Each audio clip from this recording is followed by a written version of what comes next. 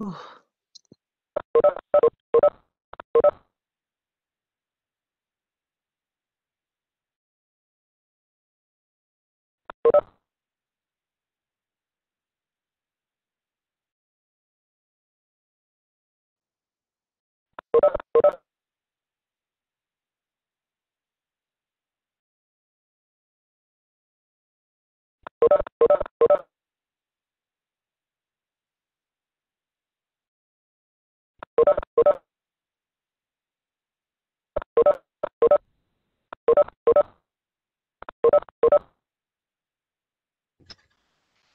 morning, guys.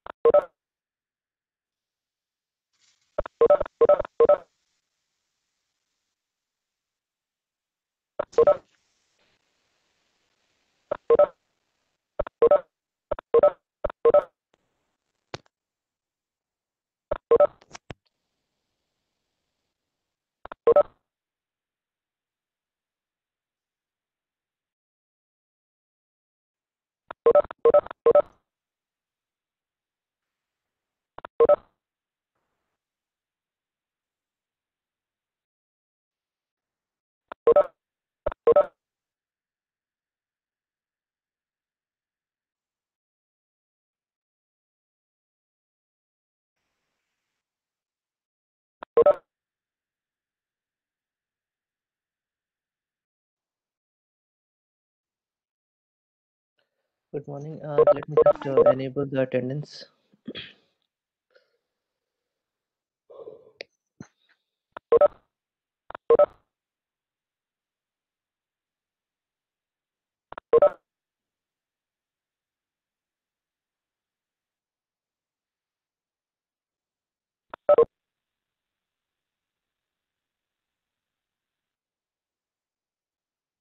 Okay, the attendance enabled. So you can start marking your attendance.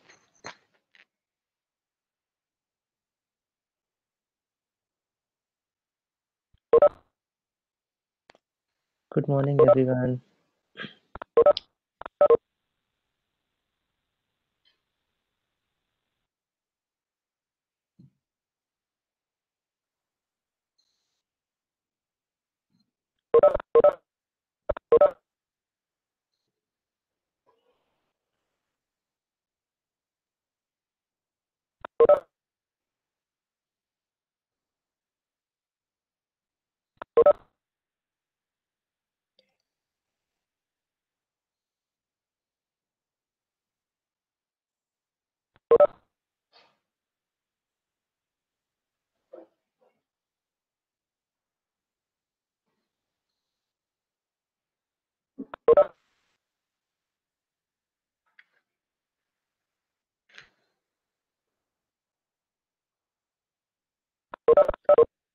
I have 39 attendances till now.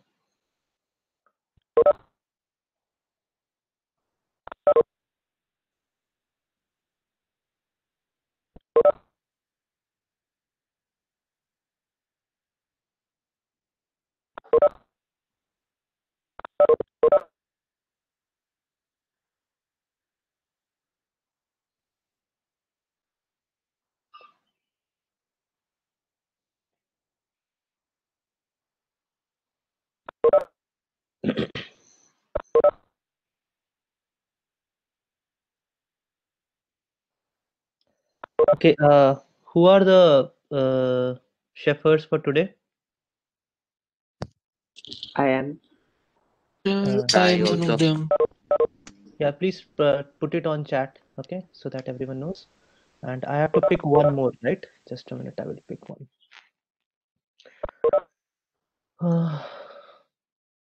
This is CSAI.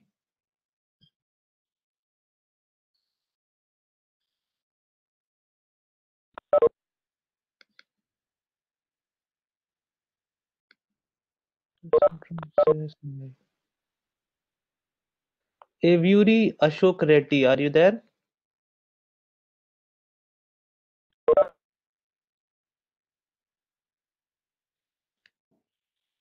This is CS1, right? Roll number 1 to 40. Yes, sir. CS1, 1 to 40, and CSAI. Okay. So, okay, this is CSAI. So, if Yuri Ashok Reddy is not there, okay. Yes, sir.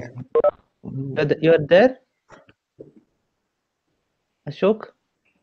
Yeah, you're there, right? So, you are one of the shepherds today, and then the others are Arush Panwar, Nikhil Sir. Verma. Sir. Yeah, go ahead, Ashok. You have anything to say? Nothing, sir. You called my name. Yeah. So you are one of the shepherds, okay? Uh, are you prepared, Ashok? If there is an issue, we can choose someone else. Sorry, sir. I had not prepared. Okay, but this is why you have to understand, right? I can pick anyone at random. Yes, sir. If you do not study, this is a problem that you will face. Okay. This is first week. I am not taking any quizzes also, but otherwise from the next week, you will also have a problem in the quiz. If you don't study, won't be able to do well in the quiz, and then you will fall behind. Okay. Efforts. If you guys don't, put in efforts, all my efforts will go in vain. This is what I'm trying to say. So if you don't work hard on your side, because we haven't even started, to be honest, right? Uh, very soon we are going to start at a very high pace. So if you are already lagging behind, it will be very difficult. Anyhow, okay. Let me pick someone else. Mm, Kirti Goyal, is she there?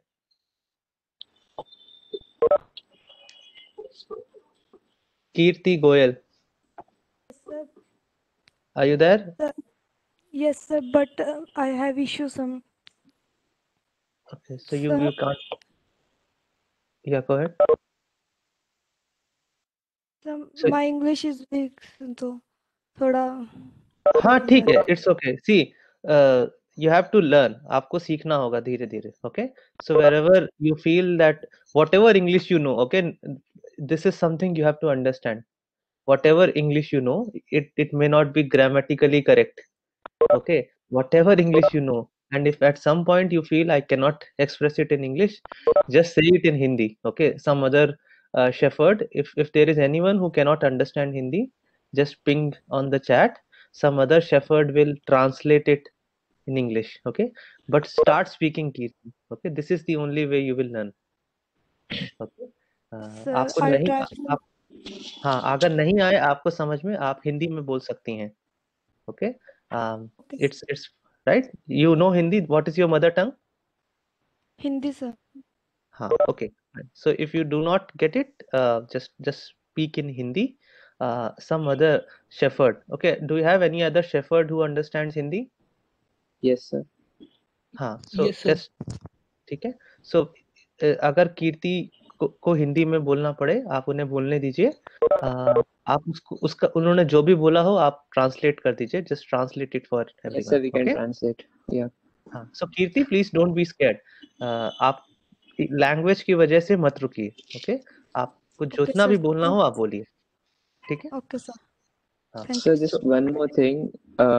Could Yeah. you check the limit on this meeting or something? I have been kicked twice by WebEx. Uh, Like it just disconnects me. uh, so I really don't know. Last day, let me check where exactly can I check this. If there is a setting like that you may have misconfigured, could you check it? The only thing that I was told by Triple IT guys is that I have to allow guests. That I have done. Other than that, they said that it is capable of taking up to 250 people. Um, Okay, I guess. Yeah, I hate it as much as you guys do. Okay, but because they do not have a license for Google Meet, I'll just go and check it once again. This is the meeting. Just check. Mm,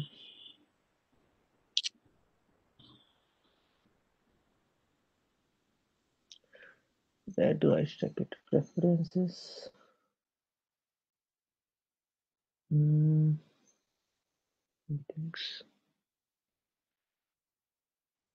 So we currently have 79 participants, and actually I only have attendance for 66. So I'm assuming everyone who tried has actually gotten. Uh,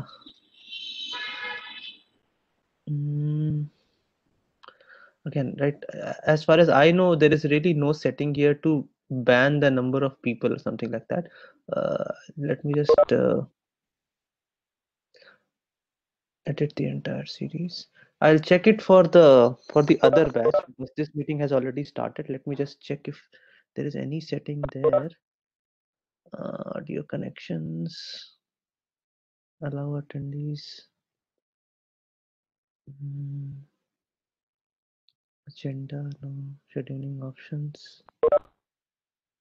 Automatically start. Guests can join in. Reminder, attendees privileges. Yeah, there is nothing here.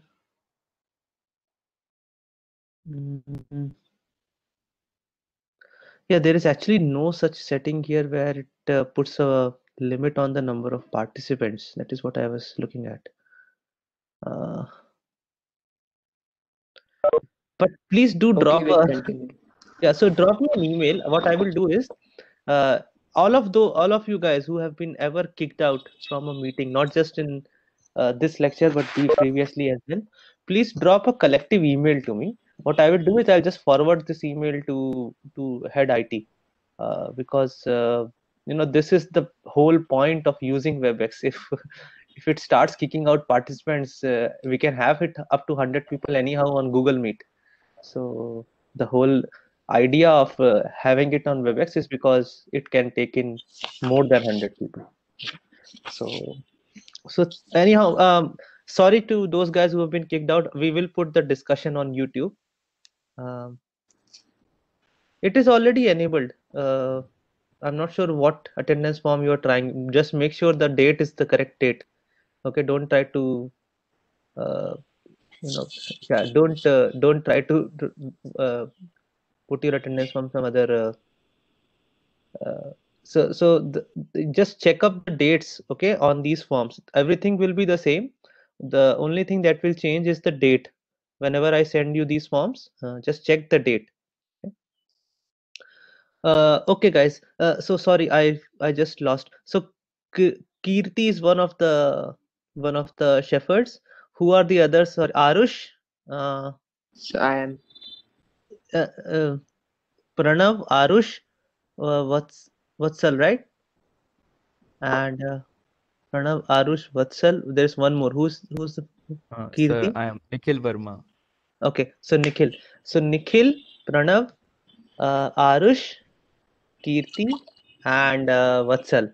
These are your shepherds for today. I'm now going to share my screen.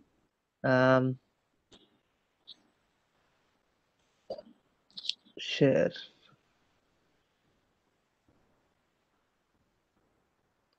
Actually, let me share my whole screen today because I might actually show you guys something else as well.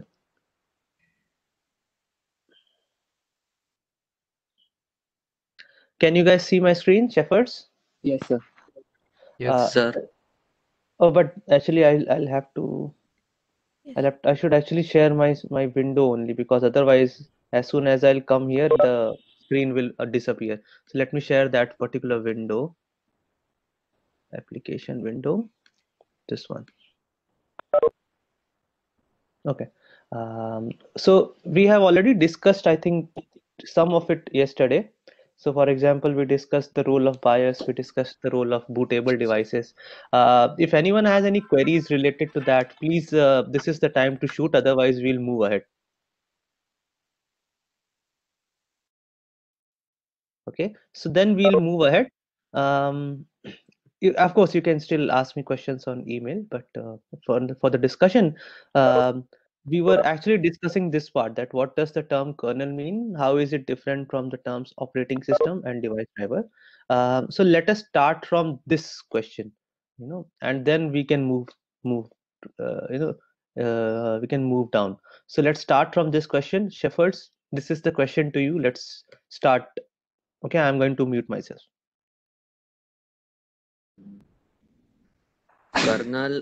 Kernel is basically the core of the computer, and it communicates between the hardware and the operating system, and it does all the main task data that is necessary for starting a computer.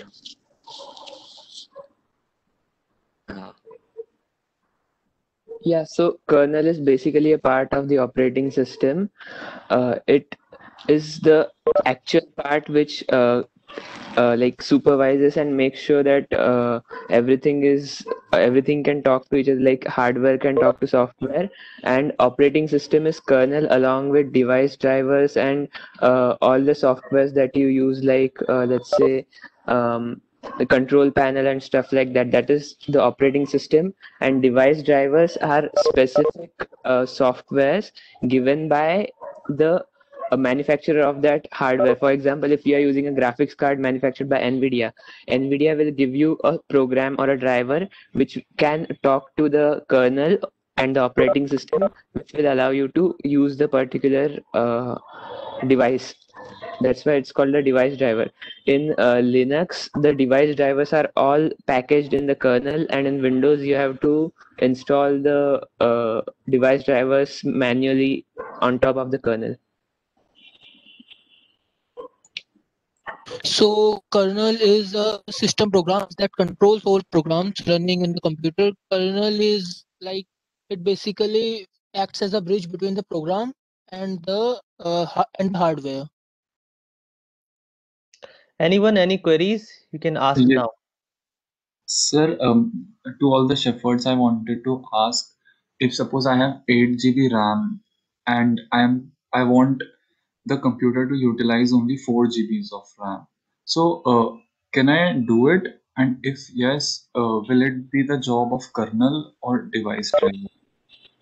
Yes, you Okay, can so do it, but you can do it, but first question why, and second question, yes, you can do it. I don't know how to do it in Windows, but in Linux you definitely can do it, and it will be the job of the operating system, because RAM does not have any device drivers, because RAM is a part of BIOS, right? BIOS, as we discussed yesterday. So kernel is only for those devices which are non-essential, like quote unquote non-essential to your computer. Device drivers are like if something fails, then your operating system won't shut down, whereas if RAM fails, your whole operating system will shut down. you can also do in Windows also. You can allot 4 GB RAM. And So, sorry, I'm just trying to come in. The point that I have actually, so there is one thing, something that you can realize when you run a particular process in your system, this process needs some kind of memory, right? I mean, without memory, it cannot run, and it is the job of the operating system to allot this memory to any process that is running. I'm not really sure if there is there is a way to limit the operating system itself. So there are two things that this question itself, it says that, let us say I have 8 GBs of RAM, and I don't want more than 4 GB to be used. Okay, so now this to be used is a very it's a term that is a bit difficult to understand. But basically, what I understand is that what Abhinay is trying to say is that at any point of time when your computer is operating, at least half of the RAM, 4 GB of the RAM should be free. If I'm not wrong, this is what Abhinay is trying to say. Now, from what I understand, see, I'm not really I don't understand all the things that Linux can do, but from what I understand, there are ways to limit the memory usage for a particular process. Okay, so, and this is done actually by your kernel only. Okay, you can actually, with the help of your kernel, you can limit the amount of memory that is allocated to any particular process. But I don't know if there is any way in which you can actually instruct the kernel itself to not occupy more than a certain amount. So let me be very frank. No, I have never done anything like that. Maybe it is possible. Even I will have to check. But usually you do not try to limit the operating system itself. Okay, first of all, it may not be possible. The operating system might not actually uh, you know the operating system might basically say, I need this much amount of memory to run, so I cannot limit myself, let us say, to only 1 GB or 2 GB. And the second thing is, it actually allows you to do that in some operating systems. I don't know about Windows, but on Linux, yes, at least this much you can do, that you can limit the amount of memory that is given to a process. Now, there are many issues associated with it. When you study operating system, there is a concept of thrashing, that every process needs a minimum amount of memory to actually work. If you actually reduce that memory below that minimum amount, then there is something known as thrashing that will start happening.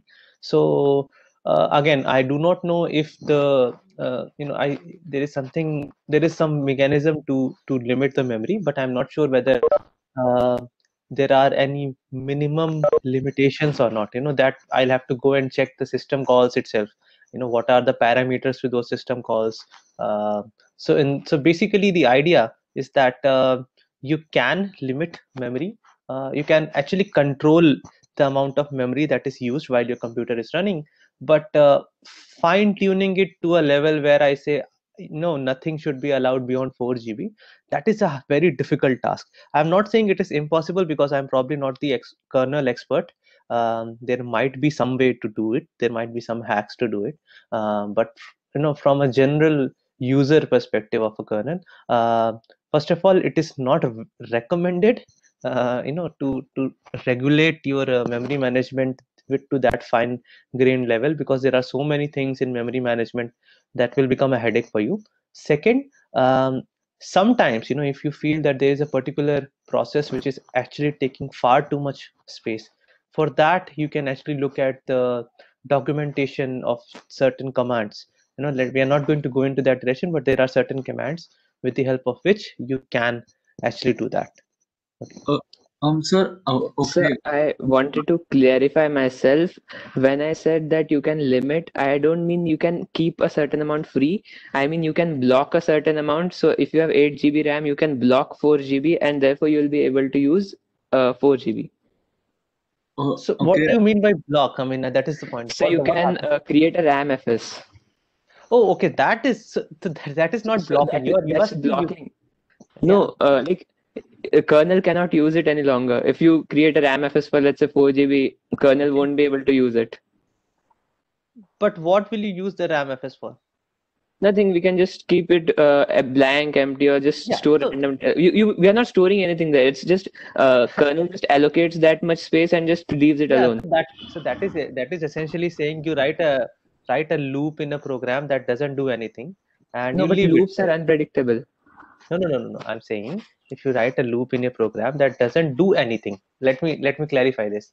When Yeah. you said no, that the RAM FS will not be used, we won't store anything. That is what you said, right? So then that is essentially saying we are not using it.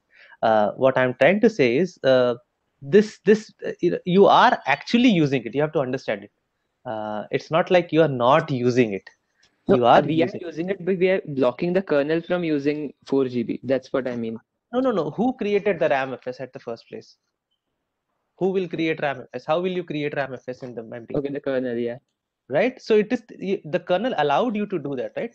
From the kernel Yeah. perspective, there is some mechanism with which basically says I will use 4 GB of RAM FS, and I'm just like assuming, okay, let us say there is some check in kernel which says no, you cannot create a RAM FS of more than 2 GB. Then what will happen? Can you block it? You can't, no? So this is what I'm trying to say, that everything that you're doing is basically through kernel only. You're not really going to the hardware directly. So what is allowed and what is not allowed, that depends on the kernel. Okay, so that is what I'm saying. It's not really saying I'm not using it. It's just that in kernel's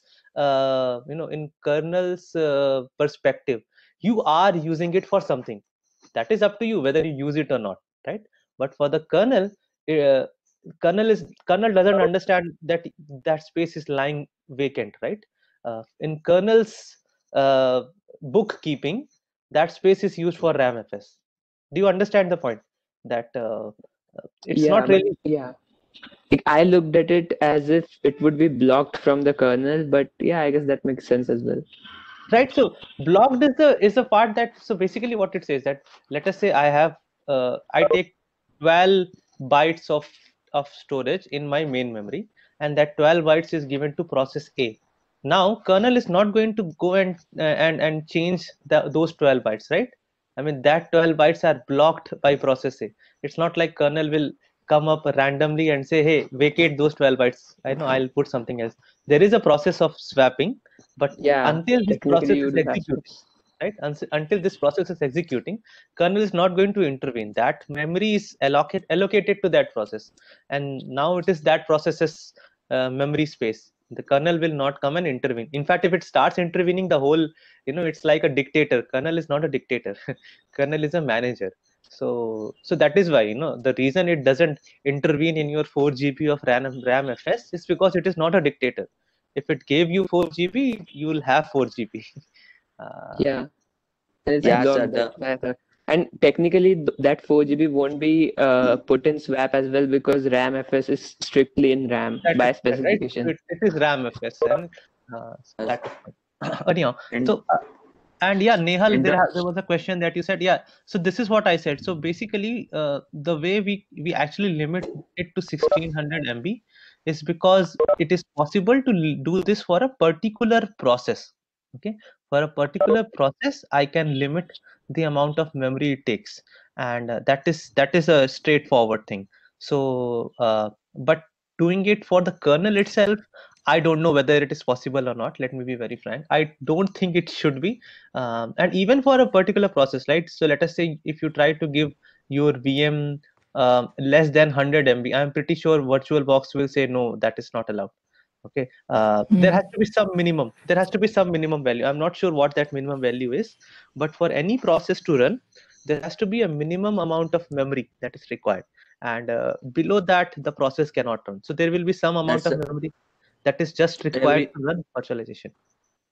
every Sir, operating system reserves its RAM. As my if I have 5 GB, then Windows reserves something like 2 GB RAM for Yes. its own. Yeah. Right. So I had another question. The term RAMFS was just used, so what is that? Okay. So It's RAM main. FS stands for file system. Okay. So what Oh, happens okay, is, sir. right? So essentially, what happens is something like this. Okay, I should have added a question related to file systems as well. But let's so okay. So essentially, what is file system? File system is a way. Okay, it is, let's say, a predefined way of arranging files. That is what a file system is. That you have some space. Let us say 1 GB, 2 GB. It could be 1 TB, right? The hard drives that you put. And how does the operating system manages that? So you cannot just put any data anywhere on this disk. Okay, what you do is there is some management, there is some bookkeeping that has to be done. You create a table and you put some entries in the table saying that, okay, this file has these data points within a particular disk. Okay, now this is known as the file system. Now this was for a secondary disk, so we call all these things as secondary. But you can actually create these kind of storage things inside the main memory as well. Okay, why do people do that? So let us say I am doing some computation where I know that if my data is stored on the hard drive, the amount of time it will take to fetch that data from hard drive, put it into the main memory, and then my program will access it. Even though it will happen in the background, you will not know. But when you'll start doing coding, you'll realize that there will be certain operations for which you would like your whole data all the time to be inside the main memory itself, so that it can be accessed very quickly. So in such cases, there are certain ways in which you can basically say, this part of my main memory is going to be used for some tasks. So RAM-FS is basically saying I'm trying to create a small file system within my RAM where some process will store certain data and can simply retrieve that data. So it is much more faster than using your hard drive. The risk here is that if the power is switched off at any point of time, you risk losing everything that is there. Okay? Because on hard drive the storage is persistent. Whatever you store on hard drive, it remains there. But if you are storing anything in the RAM, it is volatile as in as soon as the power goes, the data goes. So this is a risk that you take. So what people do is they use these temporary file systems which are there within the RAM to do fast computation. Okay, you understand the risk, so you do not store permanent results in that file system. You use it for intermediate computation storage. Okay, sorry, this was not really the direction we wanted to go, but even I am human. Sometimes I get enticed to discussions, to technical discussions that I should not have gone into. But yeah, this is not really the direction we should have gone. Sorry to everyone else who could not follow this. I'm really sorry. We were just discussing something about limiting memory usage within, so let's say I'll just summarize it for you. So we were discussing that if I have a main memory and the kernel is running and the kernel is occupying some part of main memory, and then there are some applications also which are running, they too will occupy some part of your main memory. The discussion was, is it possible to limit the amount of memory that any application can take? This was the overall discussion. The conclusion is that yes, you can limit the amount of memory a particular process can take. There are limitations. For example, every process needs some minimum amount of memory, but you can keep it at that minimum level. When it comes to kernel, as of now, I am unsure. I'm very sure that kernel will have some kind of minimum requirements as well. So beyond that, you cannot reduce its own memory. But there may be some way. Okay, there may be some way to reduce the amount of memory that even kernel takes. Okay, but this was the overall discussion. Let's just move ahead to the next question. Let's start with this. I'm going to mute myself. So let's discuss question 6 first. Question 6. Okay. Let's discuss question 6 first. Fine. Go ahead. Shell is basically used to talk to the main. If you want to talk to kernel, you cannot directly talk. You can talk it using the shell. That's why we use shell.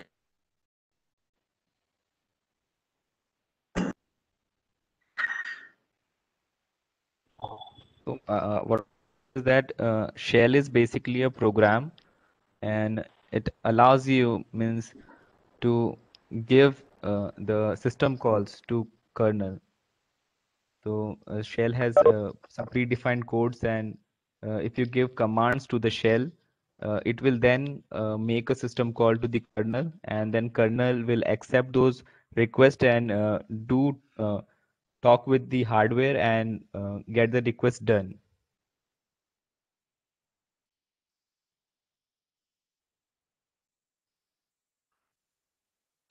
So if anyone has any queries related to, if you are still confused, what is shell and what is kernel, are they different? This is your time. You have to unmute and ask. So it means shell is interface between kernel and operating system. Yes. No, sir. Shell is an interface between you and the kernel. Yeah. Okay. Any more confusions? Just keep on bugging them unless they clarify your doubt. Anyone who has any confusions related to shell and kernel, please ask it now. Is shell basically a CLI? Command line interface. Shell is not basically Shell is a program which provides you with a CLI.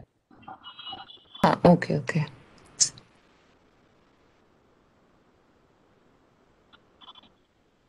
So is it clear? Like, I mean, everyone understands the difference between shell Sir, and kernel? sir. Go ahead. Yes, am I audible, sir? Hello. Am I audible? Yes. Yes. Sir, I have a doubt about Linux kernel, sir. May I ask to shepherds? I have a doubt that Linux kernel is installed in web to communicate with hardware. So for different hardware, there must be different Linux kernel. That is managed No, by they have same. drivers. Like, if you have different hardwares, you have different device drivers, and in case of Linux specifically, all those hardware and bundled kernel. So even if you add a different keyboard or a different mouse, you will be able to use it. This is called a monolithic kernel. If you want to look it up, and if you, in case of Windows, you when you pen drive new speakers or something like that, you may get a pop-up saying installing drivers or something like that, right? Okay, like if we attach new hardware, then I have to make a software to install in kernel or some device drivers. Like you saying that we have to install device drivers in kernel for any new hardware. I am not audible. So Hello? what he's trying to say Please is speak that yourself. the kernel remains the same.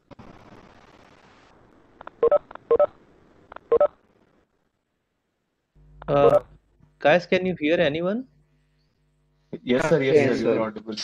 Yes, sir. Now audible. Okay, Sahil. Now Yeah. Sahil, audible. I'll just finish Yeah. off this query. I think the Sir, it Pranav is too probably much has. lagging. So Lagging. yeah, there is some issue with internet, I guess. Um, So from my side, sir. Today you are you're very well audible.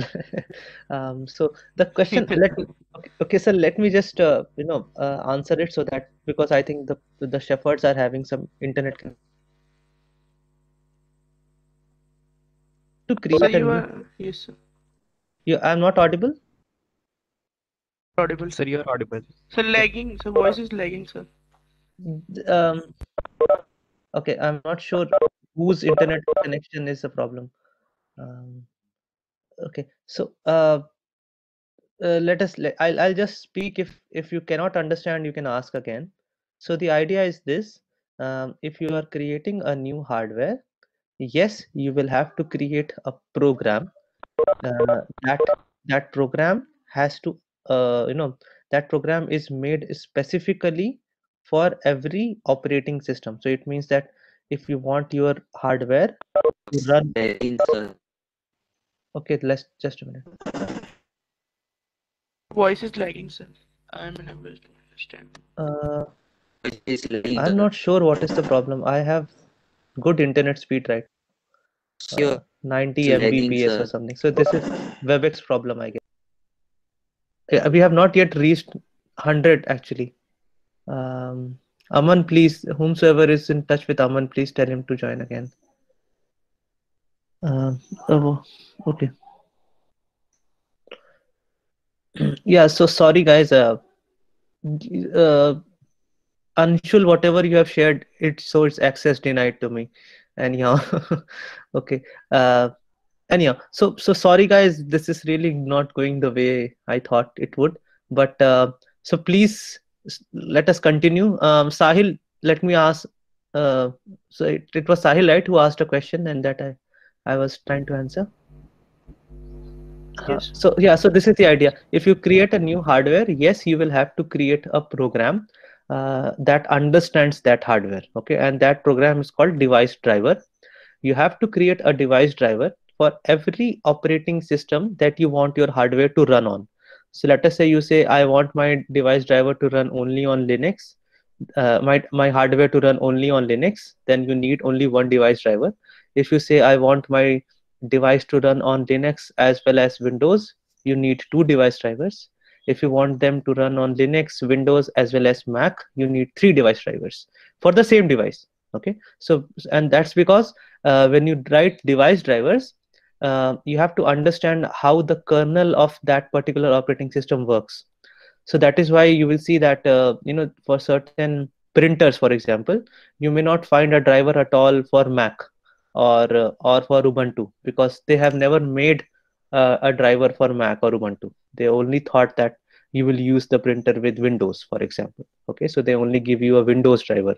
There is sometimes what happens is because these hardware devices are not really created from scratch. Okay, so what happens is sometimes a generic device driver, something that was built for some other product maybe, or something that was built for a different category of products, that might still be able to talk to your hardware. So what Linux does is it actually comes up with some set of device drivers already. Okay, your Linux kernel does have some device drivers already. If your device can be operated using those device drivers, then it is well and fine. Otherwise, you will have to provide a device driver. Sir, may I ask another question, sir? Yeah, sure. Sir, if we have to install this device driver simply on the OS, like we install games or any application, or we have to change the programming, something like that?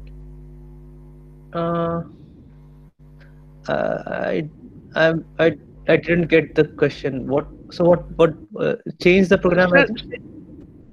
Sir, I simply asked where we install this device driver, sir. So you see, as it is like this, how do you interact with kernel? There are some ways to do that. Okay, you can either do it through your shell, or you do it through some other way like system calls. So idea is, if you have a new device driver to add, you somehow have to communicate with the kernel that this is my new device driver, please use it to talk to this drive. So your operating system will have a mechanism for it, right? So for example, on Windows, as soon as you add a hardware and Windows does not have a driver for your hardware, it will ask you, please provide me with some CD or something like that. And during that installation process, your Windows makes sure that it reaches where it has to write. So essentially, what is it?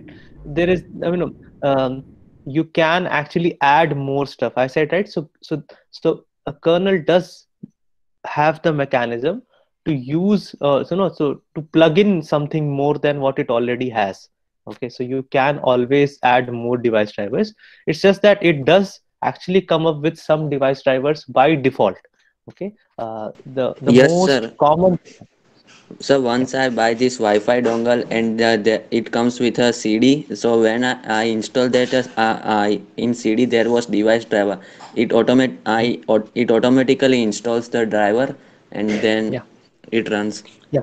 So there is a pluggable interface. Okay, so the kernel does come with some device drivers, and you can add more to it. Okay, so this is the overall idea.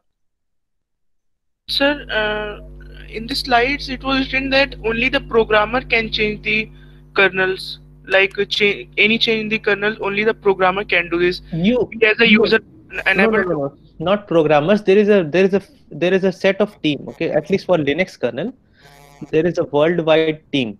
It's a hand-picked team by that Linus Travol. Okay, I cannot really remember his full name. Something like Linus Trav, something like that. Torvalds.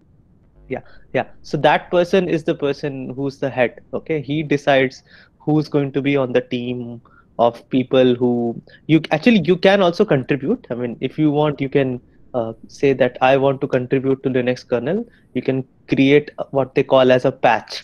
So you say that I'm going to add something to the kernel. Please accept it. Whether it gets accepted or not is in the hands of that person. Okay. Yes, sir. Okay, sir. Right. Yes. So I'm really sorry, guys, whatever we have to face today. We have reached a limit of 91 people already. Let's hope that no one gets kicked out. Sorry, but let's move ahead. Excuse me, sir. Yeah. Sir, I had a question that, sir, when we build a kernel, when we build a shell over the kernel, we are doing that. We have to convert the C level, actually the high level programming language to the assembly level programming language. So while making a system call, is it that the program, that is the shell, is explaining the whole program to the kernel so that it gets access to the keyboard, mouse, and whatever RAM and etc. So it's like this, what really happens is that kernel has only a set of predefined interfaces, and these interfaces are system call. Now what happens is it's like this. You only have 10 digits, right? 0 to 9, and then all the numbers are just a combination of these 0 to 9 digits, right? Any number in the world. So if you add decimal point as well, so basically there are 11 characters, 0 to 9, and the decimal point, and maybe the minus symbol. So there are 12 symbols, and with the help of these 12 symbols, you can represent any possible number, real number or integers. The same thing is there, that basically what happens is kernel has given you a small set of system calls, and that set is actually a very well defined set. It's not a random set. Okay. So any task that you would probably want your computer to be able to do, you should be able to compose a program which is composed in terms of these system calls. So let us say there are 10 calls. Okay. One call is to create a file, another call is to save the file, another call is to delete the file. And let's say if you have these three, I'm just picking up a random example. So if I have these three operations on files, I say now I can do anything with the files, because essentially what you do with files is you either create them, you either write them, you either read them, or you delete them. So if I give you three system calls, one says create, the other says write, third one says, let us say, read, and maybe the write has an option to say, if you say write 0 or write -1, something like that, it deletes the file. I'm just coming up with random examples. Then you can actually build a whole text editor with the help of just three system calls. All you have to figure out is which system call is required to be. Yeah, Nehal, CRUD is probably something too advanced. We'll come to that. Sahil, did your mic work? Let's hope it Yes, works. sir. Okay. Yes, sir. Now it started. Okay. So so this is the idea, that this system call is like those 10 digits of your arithmetic domain. Whatever you compose, it is composed by a combination of these 10 digits. So now anything that shell does, essentially what it is doing is it is understanding what you want to do, and then it knows that these are the set of system calls I have. So how do I compose, how do I find a permutation combination of these system calls to make so that whatever you were trying to achieve gets achieved? Okay. And now once that system call is made, exactly how it works, that we don't know. Someone has raised a hand. Yes, Vivek. No, sir, by mistake Okay. So this is the idea, Divya, that you have a set of basic calls, and your shell or any other application that you use, they understand how to use those system calls, which system call has to be used at what time. Does it make sense? Yes, sir. Thank you. Any other questions related to system calls, shell? If anyone is confused about what is a shell, what is a kernel, what are the differences, please ask your shepherds now. Yeah, hello. Am I audible? Yeah. Yeah, I wanted to ask that as someone asked about the hardware part, because kernel is directly linked to hardware, that if you change the hardware, so do we have to change the kernel? Yeah, do we have to write different process for change, like if different hardware, do we have different Linux kernels? Yeah, basically, so recently, like, people are having issues with their M1 chips running Linux on M1 chips, right? So that is because no one has written a Linux kernel for M1 chips yet. So if you change your hardware to that level, like if you change your CPU, then you need a different kernel. But if you are changing your keyboard or something like that, then no, you can use the same kernel. No, I was asking about the like the processor or those part of the Yeah, hardware. so if you change your processor, you need to change your kernel. So you might have heard like 32-bit, 64-bit, right? So 32-bit needs a different kernel, 64-bit needs a different kernel. M1 is something else. M1 is RISC, reduced instruction set. It uses, so it needs a different, and currently people are writing Linux kernel for that, but it hasn't been completed yet. Okay. So is it different for Intel and Ryzen like also, or? Yeah. Ryzen uses ARM chipset, so yeah. But if you have Intel, then you can't attach you can't replace that it by Ryzen. They have different slots. Means you can LGI, that type of slots. Yeah, they have different motherboards basically. But if you try to run the same Linux kernel on different motherboard or different CPU, it won't work. Okay. I have a question. Yeah, go ahead. I want to ask that what basically shell does is that it converts what we write, what we want to get executed, and it converts in a form that the kernel can understand, and then the kernel goes to the hardware to get our work done, and then again it converts in a way the shell can understand, then the work is executed. Is it the case? Yeah, so basically it depends on what you're trying to do. If you are just adding two numbers, there's no hardware involved. But if you're trying to write to a file, suppose, then the kernel, then you go to the shell goes to the kernel says, okay, we'll write this on your hard disk or your pen drive or whatever, and yeah. So shell is only for CLIs or it is for GUIs also? Shell is strictly CLI. So what the work shell is doing, which is a function which is done in GUI. In Windows, you have terminal. Yeah, shell is basically the predecessor of GUI. So GUI you can double click and open in Notepad and edit stuff, right?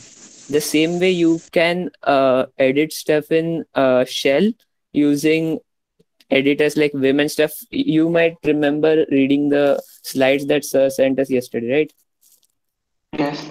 It had this stuff in it. So yeah, so basically whatever you can do in GUI, you can pretty much do in CLI. Okay, thank you.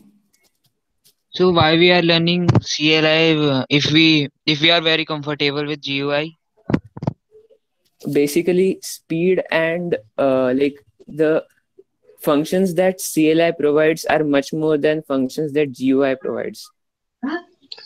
I think that the CLI is more towards the GUI is more inclined towards the user. It's like it enhances the user experience, and CLI Yes, towards the machine.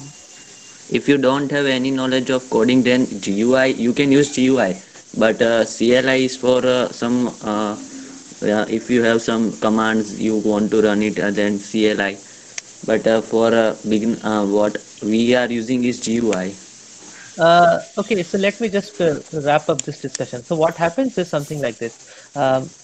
It takes a lot of resources to run GUI. Okay, so for example, if I have 2 GB of RAM, if I work with some CLI based operating system versus I work with some GUI based operating system, your GUI based operating system will lag a lot, okay, because 2 GB might not be enough to run all the programs that are required to run your GUI. So GUI is very resource intensive. So what people do is, on larger machines where you need performance, not usability, performance as in you want to maximize your resource utilization on such systems, and these are the systems that we call as server machines, where you are actually so for example, there is a server machine right now which is conducting this Google Meet session. Somewhere in Google's data center there is some machine which is conducting this particular Google Meet session. There may be more than one actually, but at least there is one. So that machine you can understand that it is getting so much of load. 91 people, there are 91 different connections that are coming to that particular machine, and it has to process them somehow. So what people do is when they use these server machines, they don't put a GUI or a desktop environment over it, because it is, wasting the resources to do the same thing. You understand that all I have to do is communicate with the kernel. I can either do it through shells, or I can create some GUI for it. Now if I create a GUI, I'm basically wasting resources, because I'm preferring usability. So this is why people learn shell. If you are able to learn shell, there will be probably a day when you are in your jobs where you will be said, go and deploy your application on this particular server, and there will be no GUI there. Okay, you'll have to do everything with the help of shell. So this is what, throughout your program. I mean, I'm probably being a bit too harsh with you guys. I'm trying to teach you something, as somebody asked, right? I mean, why is it required to learn it?